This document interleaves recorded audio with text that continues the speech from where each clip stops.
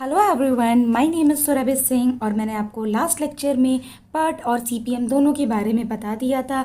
इस टेक्निक के थ्रू आप प्रॉब्लम को कैसे सॉल्व करोगे ये भी बता दिया था।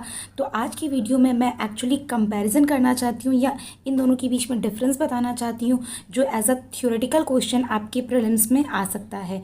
तो चलिए शुरू करते हैं। और अगर आपको पिछले वीडियो यानी पर्ट टेक्निक क्या होती है, सीपीएम टेक्निक क्या होती है, इसके थ्रू क्वेश्चन कैसे सॉल्व करने हैं, अगर आपको ये जानना है तो इसका लिंक आपको डिस्क्रिप्शन बॉक्स में मिल जाएगा। तो प्लीज़ विजिट कीजिएगा और अगर लेक्चर पसंद आएगा तो लाइक एंड सब्सक्राइब जरूर कीजिएगा। चलिए आज आपको कंपैरिजन बताते हैं पर्ट एंड सीपीएम का। जो पर्ट होता है वो आपका पर्ट का फुल फॉर्म क्या है, program evolution review technique. CPM is critical path method. ये दोनों नेटवर्क एनालिसिस के ही आपकी दोनों अलग अलग मेथड हैं। तो जो पर्ट मेथड होता है ये आपका इवेंट ओरिएंटेड होता है। अगर आपको याद हो तो मैंने आपको बताया था कि इवेंट क्या होते हैं और एक्टिविटी क्या होती है। तो जो आपका पर्ट मेथड है ये इवेंट ओरिएंटेड है, वर्ड आप याद रखिएगा। और जो आपका सीपीएम है वो आपका एक्टिविटी ओरिएंटेड है। असर्शन एंड रीजन में इस टाइप का क्वेश्चन आ सकता है, तो उस टाइप के क्वेश्चंस को ए ऑप्शन सही है। A is correct, B is correct explanation of A, only A is right, B is wrong, only B is right, A is wrong, उस टाइप के क्वेश्चंस आपके यहाँ से बन सकते हैं। नेक्स्ट मैं बात करती हूँ, it has probabilistic approach, the probability distribution is of type of beta distribution. मैं नेक्स्ट वाले स्लाइड में आपको ग्राफ दिखाऊंगी। जैसे अगर हम पर्ट की बात करते हैं तो ये जो ग्राफ है आपका, जो आपका रिलेटिव फ्रीक्वेंसी और टाइम के बीच में ग्राफ बनता है, दैट इज़ वो आपका क्या होता है, बीटा डिस्ट्रीब्यूशन को फॉलो करता है। क्लियर है। जबकि इसमें क्या होता है, it has deterministic approach, probability value approaches to one here. ठीक है। अगर आप इस ग्राफ को देखोगे तो यहाँ पर जो आपका प्रोबेबिलिटी की जो वैल्यू है वो वन की तरफ अप्रोच करती है। क्लियर है। नेक्स्ट मैं बात करती हूँ कि जो पर्ट होता है इसमें हम तीन टाइप के टाइम को बात करते हैं। कौन कौन सा था, अगर आपको याद हो, pessimistic time, optimistic time and most likely time. Three type of time are estimated on the basis of which an expected time TE is derived.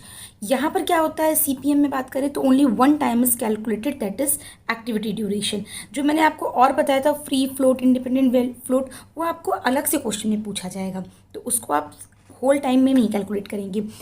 Next बात करती हूँ, cost is directly proportional to time, hence effort are made to minimise the time as to result in minimum cost. अगर हम PERT की बात करते हैं तो उसमें जितना भी कंट्रीब्यूशन होता है वो टाइम का होता है। तो अगर हमें कॉस्ट को कम करना है तो हमें टाइम को कम करना पड़ेगा। इसका मतलब है कि अगर हमारा कोई भी प्रोजेक्ट जो लॉन्ग ड्यूरेशन तक जा रहा है तो पहले हम कोशिश करें कि उसको हम शॉर्ट ड्यूरेशन में ख़त्म करें। इस पर्ट की एग्जाम्पल क्या है, एग्जाम्पल के थ्रू इस बार क्वेश्चन आ सकता है। पर्ट की एग्जाम्पल है research work, launching of spacecraft, development of missile programme. ऐसे प्रोजेक्ट जिनका आपको आउटपुट नहीं पता है, आपको नहीं पता कि हम जो रिसर्च कर रहे हैं उसमें हमारा आउटपुट क्या आएगा। एक नया आउटपुट आ सकता है जो अभी तक के रिजल्ट में कभी ना आया हो, तो आपको अपने प्रोजेक्ट का आउटपुट नहीं पता है, उस टाइप के प्रोजेक्ट में हम पर्ट पे यूज़ करते हैं। लॉन्चिंग ऑफ स्पेसक्राफ्ट, कि स्पेसक्राफ्ट जैसे हमने लॉन्च किया तो हमें नहीं पता कि वो कौन से इमेजेस को लेकर आएगा, क्या करेगा, जो मिसाइल प्रोग्राम्स होते हैं। तो it is a suitable for new type of project which have not been performed in the past and no exact assessment of time and cost is available. इसी का जस्ट उल्टा होता है सीपीएम। सीपीएम जो use होता है वो repetitive work के लिए यूज़ होता है। अगर आप ध्यान से देखिए बहुत ही दोनों में कॉन्ट्रडिक्शन है। ये नए प्रोजेक्ट के लिए यूज़ कर रहे हैं, जबकि सीपीएम क्या है, आपका रिपीटेटिव प्रोजेक्ट के लिए यूज़ है, जहाँ पर टाइम एंड कॉस्ट को एवेल्यूएट करते हैं एक्यूरेसी के साथ। और इसमें बात करें तो time and cost are related by following curve given, जो मैं आपको नेक्स्ट में दिखाऊंगी। Optimum time is derived which result in the minimum cost. अगर मैं इस ग्राफ की बात करें तो इसमें अगर हम ऑप्टिमम टाइम हमारा तभी डिराइव हो पाता है जब हमारा कॉस्ट मिनिमम टच होता है।